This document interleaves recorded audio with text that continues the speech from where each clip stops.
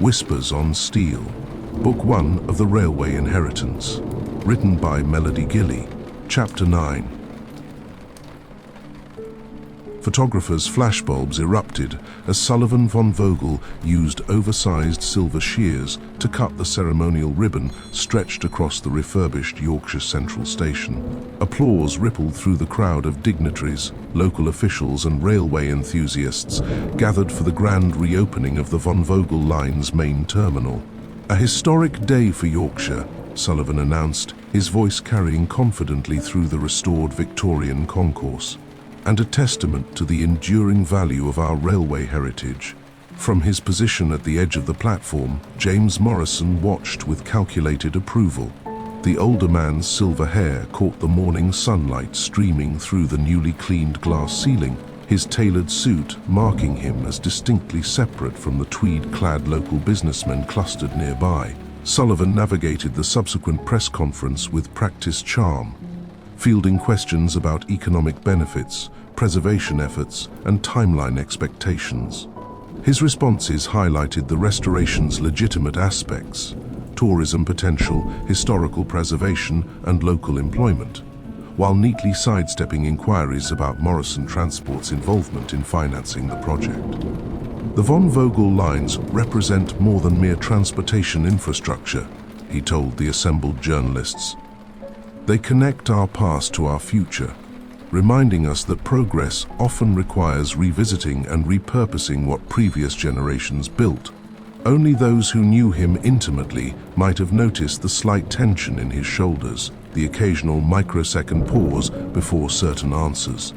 Behind the public performance, Sullivan's mind worked on multiple tracks simultaneously, analyzing faces in the crowd, calculating probabilities, and maintaining his carefully constructed facade. He hadn't seen Sonia since their Cambridge encounter 10 days earlier.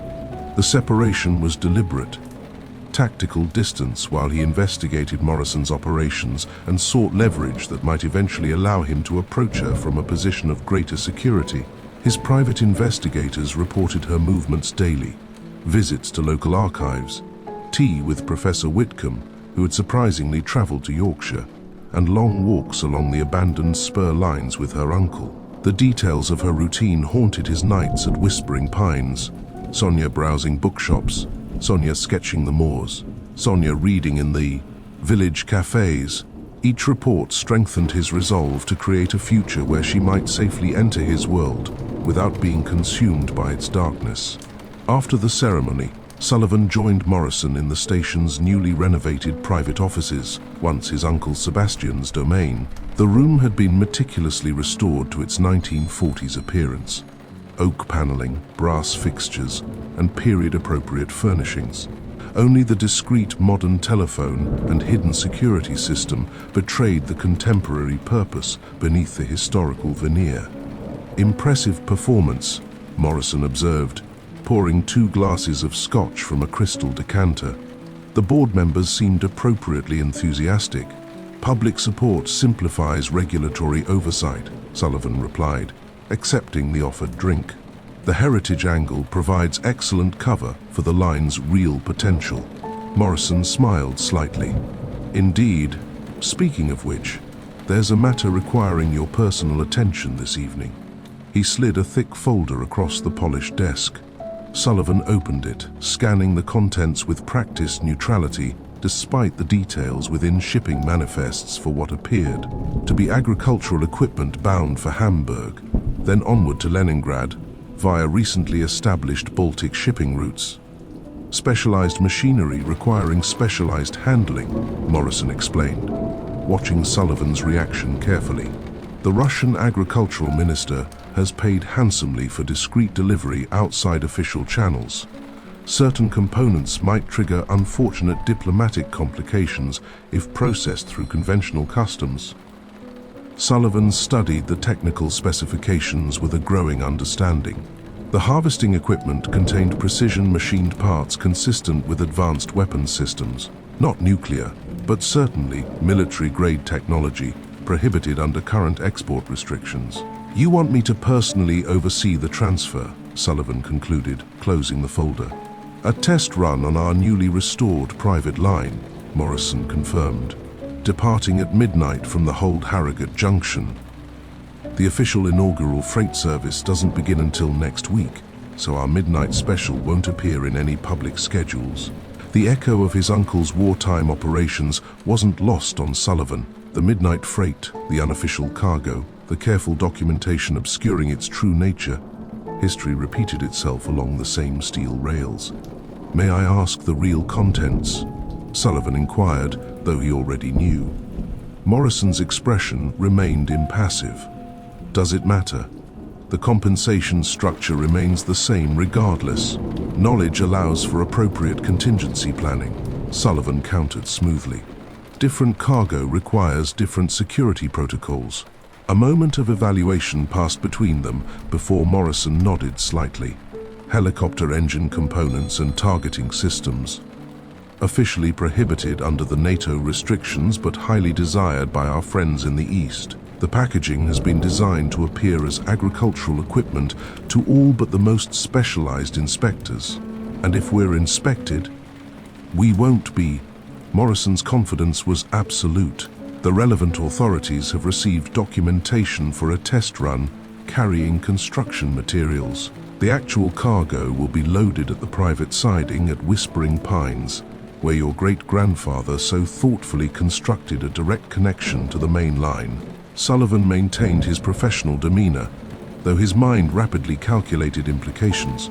Morrison was escalating their operations beyond simple smuggling into potential treason, providing military technology to the Soviet Union during heightened Cold War tensions. More significantly, he was drawing Sullivan deeper into the conspiracy, creating shared culpability that would bind them together. "I'll handle it personally," Sullivan agreed, recognizing the loyalty test for what it was. "Excellent." Morrison seemed pleased, though his eyes remained evaluative. "By the way, I understand Miss Matthews has been exploring the local archives. Find anything of interest?" The casual inquiry carried weighted implications. Sullivan kept his expression neutral. "Railway history appeals to many academics," he replied evenly. "The reopening has generated considerable historical interest." Indeed, Morrison studied his Scotch.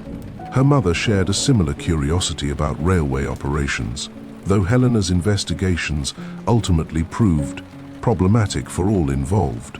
The veiled threat hung in the air between them. Sullivan recognized the dangerous territory into which their conversation had ventured. "Miss Matthews strikes me as focused on academic rather than investigative pursuits," he observed. "Her interests appear scholarly rather than journalistic. One hopes that remains the case." Morrison finished his drink, setting the glass down with deliberate precision. Family traits can manifest in unexpected ways, however. Before Sullivan could respond, Morrison changed the subject to technical aspects of the midnight shipment, routing protocols, security measures, and documentation requirements. The business discussion proceeded with typical efficiency, yet Sullivan remained acutely aware of the subtext beneath Morrison's earlier remarks. The remainder of the day passed in a blur of press interviews, inspection tours, and administrative meetings. Sullivan maintained his public role with practiced ease, his thoughts compartmentalized between business obligations and private concerns. By evening, with the ceremonial activities concluded, he returned to Whispering Pines to prepare for the midnight operation. In his study, maps of the railway lines spread across his desk. Sullivan allowed himself a rare moment of honest reflection. The path he'd chosen, or perhaps the path chosen for him by birth and circumstance, led invariably toward a collision of loyalties. Morrison's weapons shipments represented merely the visible manifestation of deeper moral compromises. His gaze fell on the silver-framed photograph of his parents, his mother's gentle smile, his father's proud stance. What would they have advised? What would Elizabeth, with her inherent moral compass, have said about the railway's resurgent purpose? More troubling still, what would Sonia think if she knew the truth behind the heritage railway restoration she'd read about in local papers? Sullivan moved to the window, gazing out at the moors darkening beneath the setting sun. In the distance, barely visible through gathering dusk, The railway line cut through the landscape like a promise or a threat. Tomorrow's headlines would celebrate today's ribbon cutting, praise the economic benefits, and applaud the preservation of industrial heritage. None would mention the midnight freight or its potentially devastating cargo. The telephone rang, its shrill tone breaking his contemplation. "Von Vogel," he answered crisply. "Everything proceeds as scheduled," Morrison's voice reported. "The shipment arrives at your private siding at 11. I trust you'll handle the transfer personally." "Of course." "One additional matter," Morrison continued. "Gregory Constant was observed photographing the Harrogate Junction signal box this afternoon. Perhaps Miss Matthews' academic interests have expanded to include operational infrastructure." Sullivan's grip tightened on the receiver. "I'll look into it. See that you do. Some curiosities prove dangerous when pursued too vigorously." The line disconnected, leaving Sullivan alone with the implicit threat. Gregory Constant's investigation was accelerating, potentially placing both the former inspector and his niece in Morrison's crosshairs. The midnight shipment now seemed a secondary concern compared to this more immediate danger. Sullivan crossed to his desk, retrieving a hidden key from behind his father's portrait. The locked drawer contained contingencies he'd hoped to avoid deploying, documentation on Morrison's operations compiled. Over months, evidence of transactions that would interest multiple intelligence agencies, leverage carefully gathered against precisely this scenario. His original plan had been measured, strategic, gradually disentangle from Morrison's operation while establishing a legitimate railway business accumulate. Sufficient evidence to ensure mutual destruction should Morrison target him.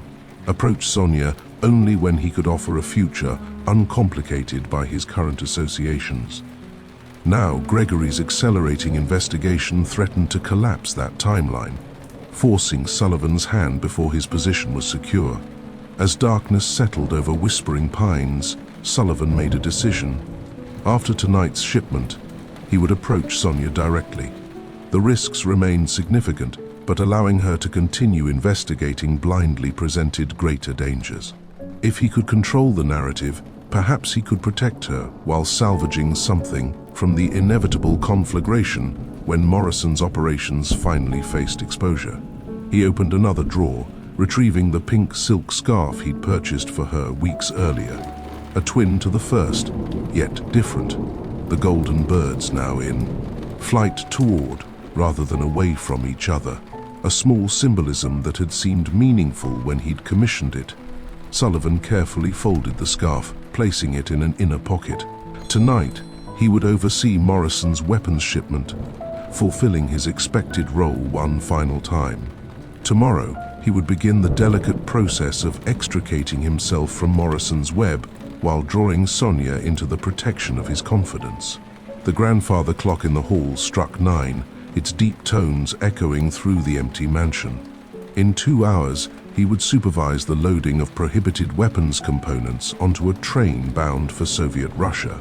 In 15 hours, he hoped to begin a conversation with Sonia Matthews that might either salvage or destroy whatever fragile connection had formed between them.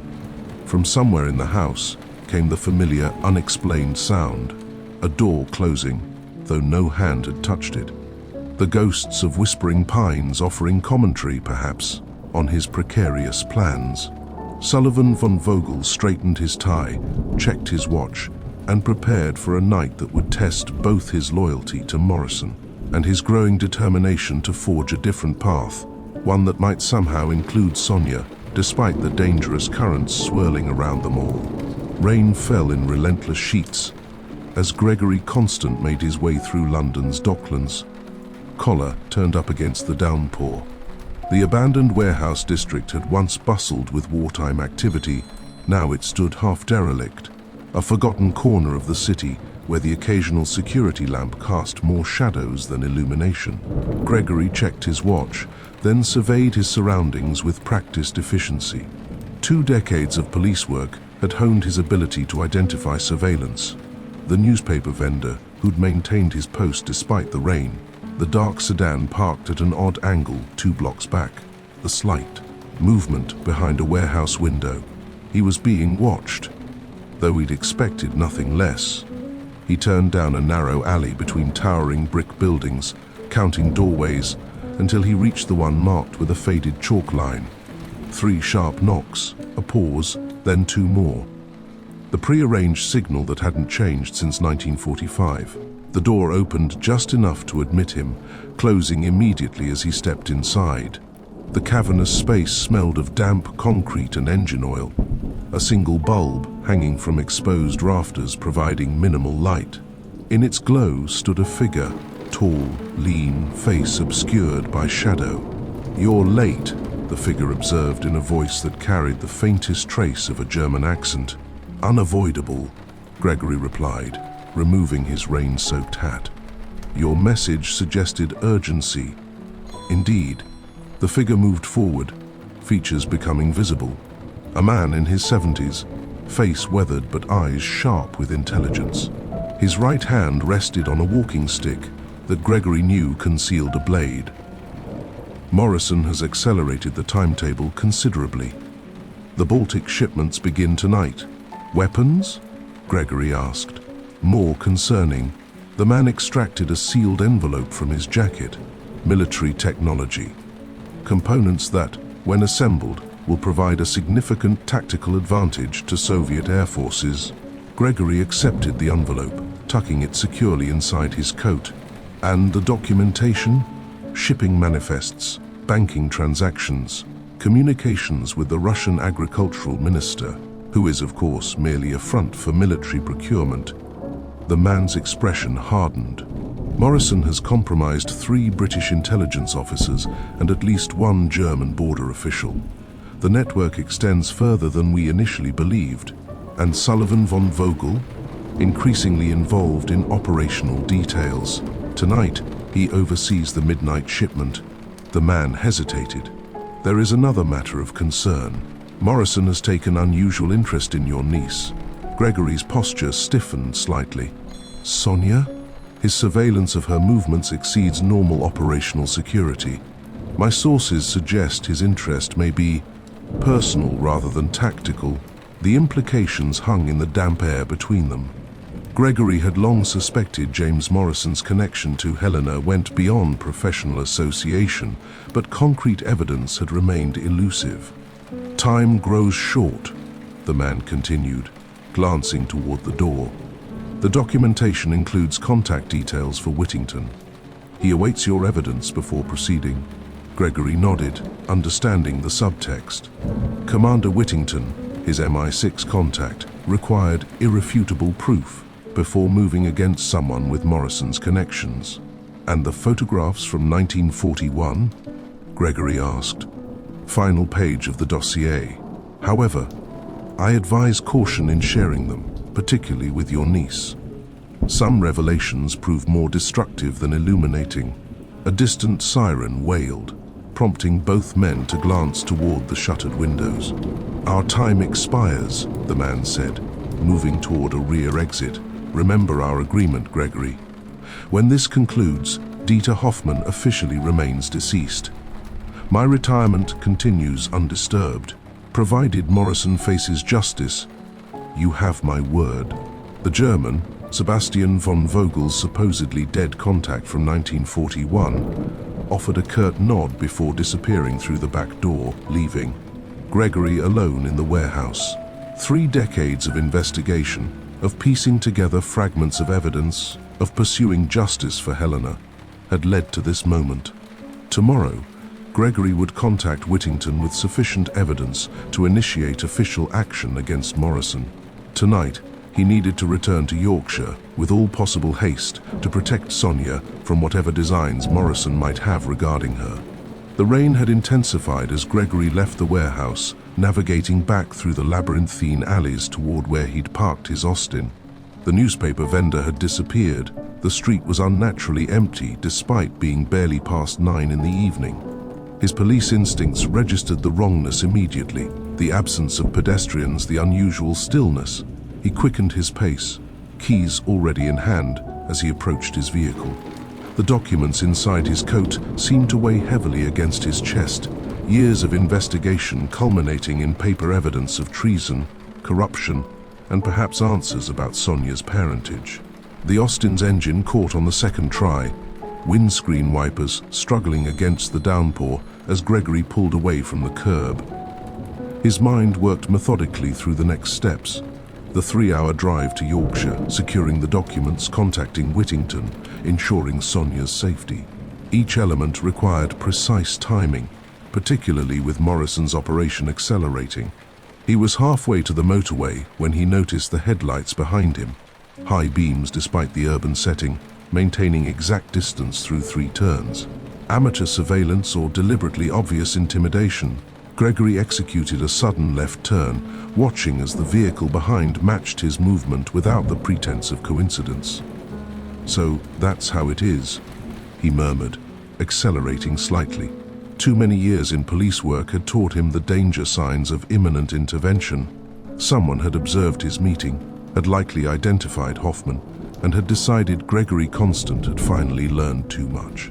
The M1 motorway stretched before him as he headed north, rain sheeting across the tarmac, visibility reduced to mere yards.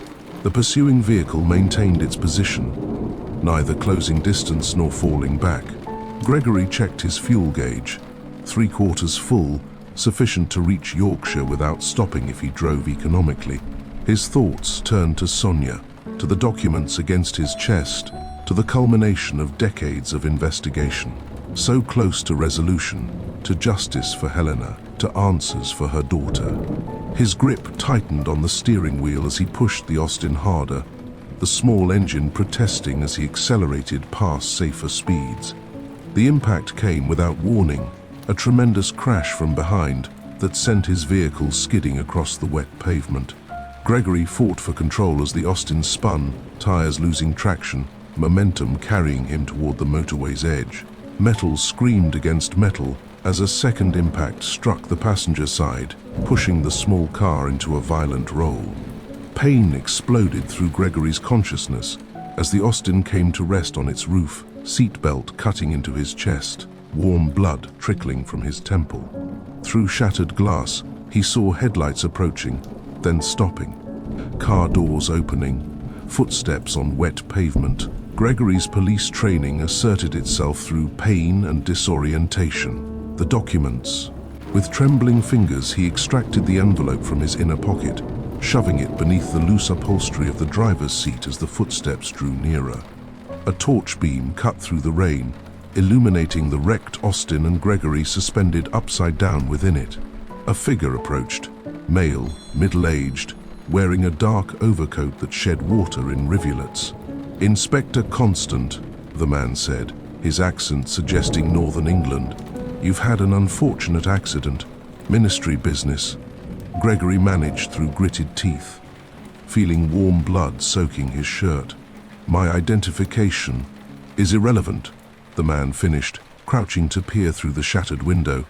"As is your meeting with a dead German intelligence officer. What matters is the message I've been instructed to deliver." Gregory met the man's gaze, noting details automatically. Mid-40s, military bearing, small scar beside left eye, expensive watch visible beneath coat sleeve. Not Morrison himself, but someone well compensated for professional services. "Your investigation ends tonight, Inspector," the man continued conversationally. 30 years is quite sufficient dedication to a closed case. Retirement should be precisely that, a cessation of professional activities. "Who sent you?" Gregory asked, though he already knew. The man smiled thinly. "Consider this a professional courtesy from concerned parties, a warning rather than a conclusion. Future persistence would necessitate less conversational measures." He straightened, glancing up and down the deserted stretch of motorway. "A motorist will discover you in approximately 20 minutes.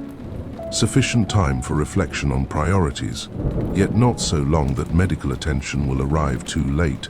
Gregory's hand moved incrementally toward his coat pocket, where a small service revolver remained from his police days. The man noticed the movement and shook his head. "That would transform an accident into something requiring more permanent resolution, Inspector. Unwise for a man with a niece requiring guidance. The threat to Sonia couldn't have been clearer. Gregory's hand stilled. "She knows nothing," he said, voice tight with pain and urgency. Then, perhaps ensure it remains so, the man turned away, walking unhurriedly back to his vehicle. A black Jaguar, Gregory noted. Not Sullivan's, but similar. "Good evening, Inspector. I trust our next meeting will prove unnecessary." The Jaguar's taillights disappeared into the rainy darkness, leaving Gregory suspended in the wrecked Austin, blood dripping steadily onto the inverted roof. His police training again asserted control. Assess injuries, determine options, establish priorities. Ribs are likely broken, possibly punctured lung, given the breathing difficulty. Left arm functioning, right arm displaying concerning numbness. The head wound was bleeding profusely, but consciousness was maintained. Legs trapped by crushed dashboard but appearing unbroken. With agonizing effort, Gregory released his seatbelt, collapsing onto the Austin's roof with a cry of pain he couldn't suppress. Each movement sent fresh agony through his torso, each breath a struggle against what felt like broken glass in his chest. 20 minutes until discovery, the man had said. Gregory didn't trust the timeline. Morrison's operatives were thorough, which meant the concerned parties had likely arranged for delayed discovery. No passing motorist would happen upon the wreck by chance, not on this stretch, not in this weather, not at this hour. Gritting his teeth against excruciating pain, Gregory dragged himself through the shattered window, glass shards slicing his palms as he pulled his body free of the crumpled vehicle.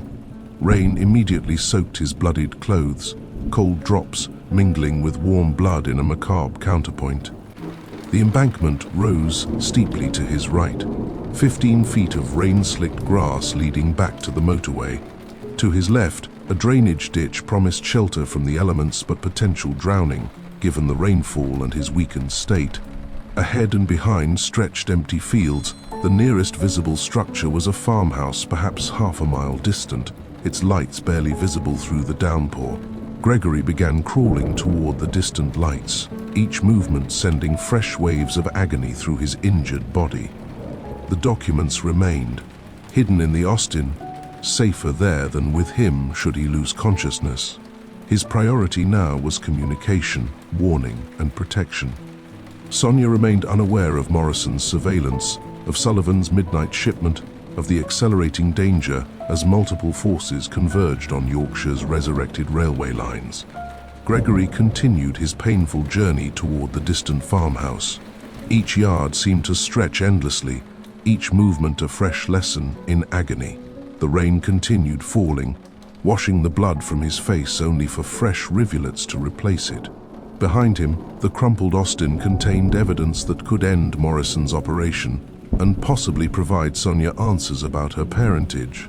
Ahead lay uncertain help and the desperate hope of reaching his niece before Morrison's accelerated timeline placed her directly in harm's way. Between those points, Gregory Constant, retired detective, devoted brother, and determined pursuer of justice, crawled inch by agonizing inch through rain-soaked darkness, leaving a trail of blood that the downpour gradually erased. Time blurred as consciousness wavered. In the distance, lights from the farmhouse beckoned. Salvation or mirage? He couldn't determine which. His last coherent thought before darkness claimed him centered not on his fate, but on Sonia's. Alone at the cottage, unaware of midnight trains carrying deadly cargo, of Morrison's unusual interest, of the Von Vogel legacy's dangerous resurrection,